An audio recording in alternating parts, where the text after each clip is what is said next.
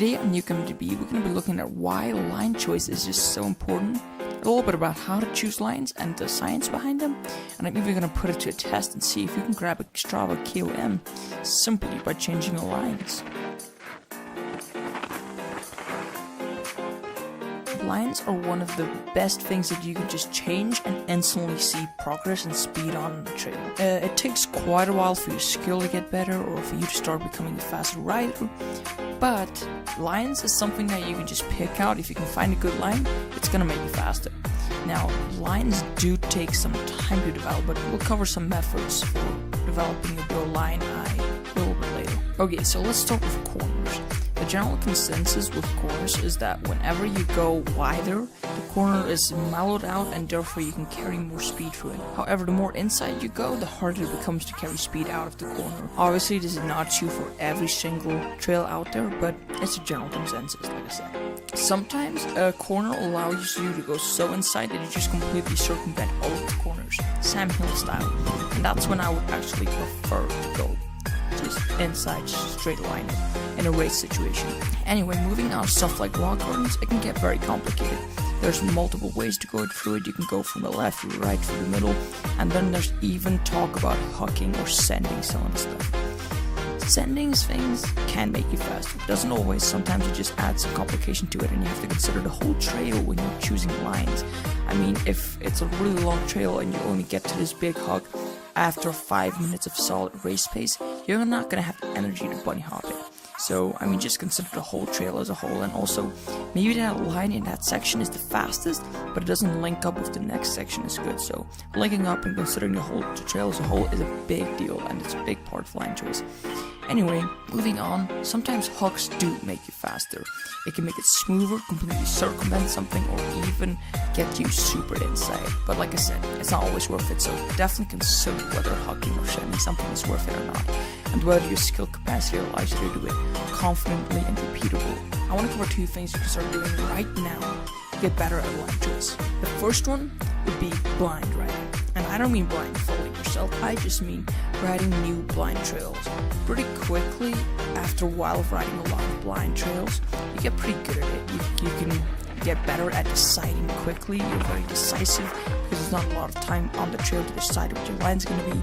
You can look ahead. It teaches you a bunch of stuff, and more importantly, it teaches you how to quickly and precisely pick a line. After a while, you get really good at it. And the second thing you can do is sessioning. So find a rock garden, session it, try multiple lines, and then pretty soon you'll figure out which lines were terrible, which ones were great, and then you'll just remember in the future, okay, last time I tried a line similar to that, it didn't work. And after a while, your library of knowledge just grows. So yeah, just session and ride blind. Yeah, so there's always a bunch of stuff to consider when riding, when you're picking your lines, because it's not always about that one section. For example, this little rock garden thing going down here.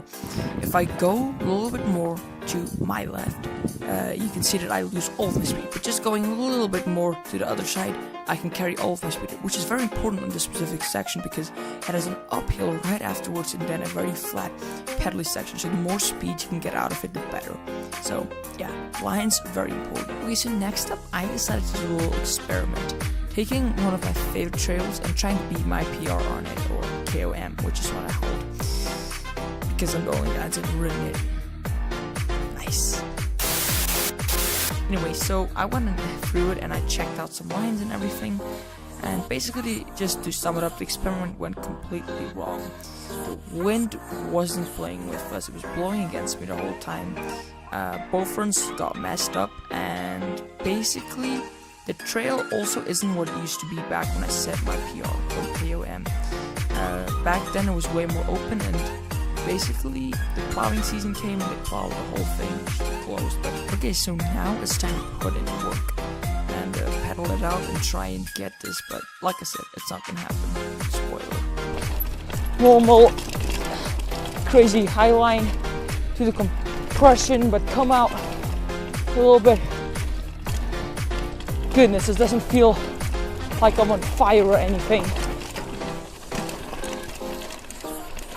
No, this is not gonna work. I've ridden this more than enough times. I don't think I have the speed. Okay, I did the jump though, so I know how that feels. first run was the best run. And you know what? Even though it showed a bronze medal, actually it was the exact same time as my original KOM. So here's the thing. Basically, I set my original KOM at 54 seconds. Then later on, I went and I rode it again, and I did it at 54 seconds again. That one got counted as the second best and identical time. And today, when I went for my first lap, my best lap of the day, I hit it again at 54 seconds. So basically, I think the lines did make a difference. There's no way I would have been able to hit it at that speed, with how the trail has been affected by the guys flying over it, and even me riding terribly. It was all the lines, and I think that just goes to show. So I basically hit my PR again, just need to go 1 second faster. So anyway, that concludes the little experiment and today's video. Thank you for watching. Please consider subscribing, liking, and commenting. And stay nuke about MTB.